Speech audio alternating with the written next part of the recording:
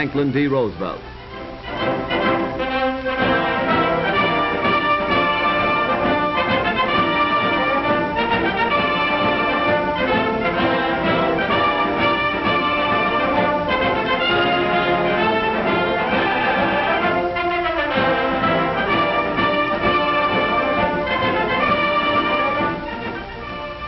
Every worker in the country, farmers, bank presidents, streetcar conductors, dentists, teachers, clerks, mechanics, even unskilled laborers, work 3 months of every year to pay for what government spends.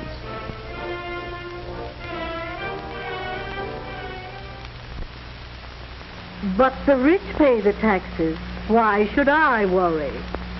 That's where we're fooling ourselves. Why, if government took all incomes over $5,000 a year and taxed them 100%, that would pay the cost of government for only 4 months. Everyone, whether in the factory, shop, farm, or office, pays for the cost of government. Well, suppose we do.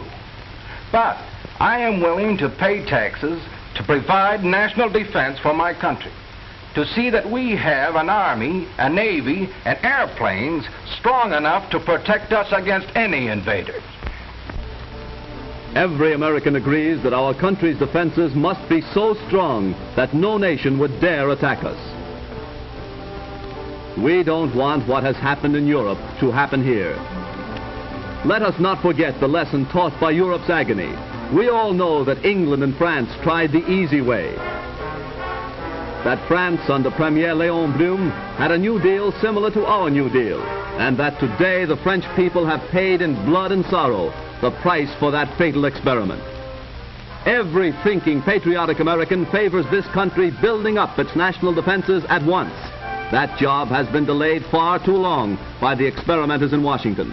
No one today disputes the need for a powerful Army, Navy, and Air Force for our national defense. For these taxes are willingly paid. But our money has not been spent during the last 7 years for national defense. In the last 7 years, the New Deal has spent the breathtaking sum of $58 billion. Of this total, only $6 billion and $900 million was spent on national defense. So-called defense taxes now being imposed are not sufficient to meet the ordinary deficit, much less defray the cost of past, present, or future defense. What did we get for the money spent by the New Deal for defense? Ranking officers of the Army have told Congress, in effect, that our national defenses are woefully inadequate, that we lack automatic rifles for our infantry, that we need tanks and anti-aircraft guns, that few of our airplanes are modern in the light of the lessons taught during the European War. Money spent on the visionary Passamaquoddy project for the harnessing of the tides would have bought guns and tanks, which we now need so badly. The Florida Ship Canal, another wasteful, boondoggling failure, into which the New Deal has squandered more millions instead of spending money for necessary additions to our national defense. The abandoned canal is now just a big mosquito-breeding ditch, the costliest hole ever dug. Billions scattered in all directions except to improve our Army, Navy, and Air Force.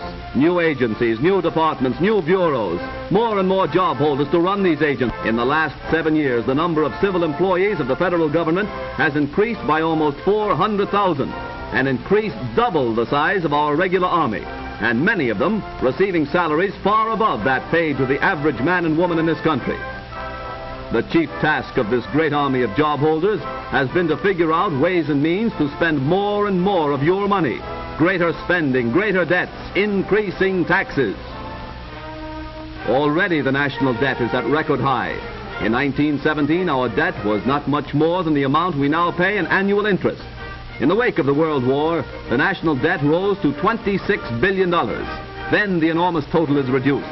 Slowly it moves downward and prosperity blankets the nation. Machinery whirls, railroads rush carload after carload from producer to consumer. Despite honest efforts for recovery, depression increases the national debt. The national debt rises. 1933, 22 billion, and up it goes. Down go employment and earnings. 1937. The mounting debt has its impact on our struggle to recover from the Depression. Factories close, unemployment, unrest. But the debt continues soaring, up to $40 billion, to $45, and now on its way to $49 billion. Such a debt, created by wasteful and reckless spending, today makes more difficult our job of paying for the national defense we need. The workers' efforts create wealth and supply the money for government spending. The government has no money of its own, except what it takes directly and indirectly in levies and taxes from every pay envelope. Today, more than 25 cents of every dollar of our national income goes for taxes, local, state, and federal. Each of you pays these taxes, taxes that start with raw materials and compound themselves right down through manufacture to the finished product when we buy it. Secretary of the Treasury Morgenthau said recently that more than 60% of the taxes collected by the federal government are paid by consumers, and that means every one of us. In collecting these hidden taxes, the busiest tax collectors of all have no titles and wear no badges. They're the butcher, the baker, the candlestick maker. Hidden taxes are concealed in most of the things they sell. Taxes on taxes that are passed on to us, who pay when we buy the necessities of life. According to statistics compiled by the Northwestern National Life Insurance Company, father works a whole week just to pay the tax on the family's annual food bill. Before the daily bread can be put on the table, all kinds of different taxes must be paid.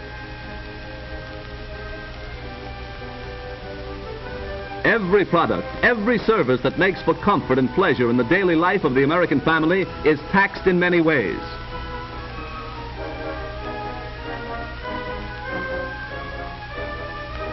Families with a monthly income of $200 pay $26.12 a month in indirect taxes.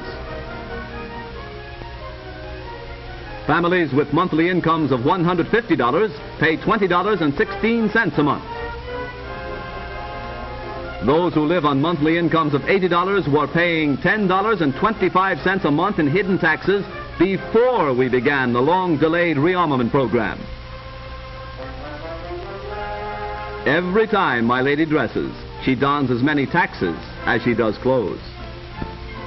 When we relax and seek pleasure and entertainment, Mr. Taxes always joins us, and we must pay for him too. Because of the taxes fastened on the cost of building, the normal cost of this house will buy only this modest home. Automobile owners now pay some $400 million a year in taxes on the cars they drive, taxes that must be paid before the wheels turn.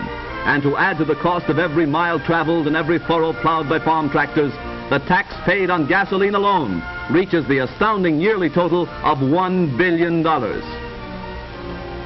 All who drive are drafted into another army of taxpayers. Those who have jobs are footing all these various government bills. Only what is left can be used for the needs and savings of the worker's family. You are taxed to pay the salaries of men like this bureaucrat, symbolic of the mailed fist of centralized bureaucracy that knocks at democracy's door demanding a third term here, rampant in the totalitarian nations of the old world, plunging Europe into war, subjugation of the courts, purges of independent legislators, perpetuation of the executive in office, regimentation, war. It must not happen here. But liberty survives only for those who are wise enough and strong enough to preserve it. Let us rid ourselves of our New Deal failure before it's too late. Let us end wasteful spending and return to the good old American sanity and economy. All Americans must unite to stop the New Deal with its lust for power to perpetuate itself in office for another 4 years.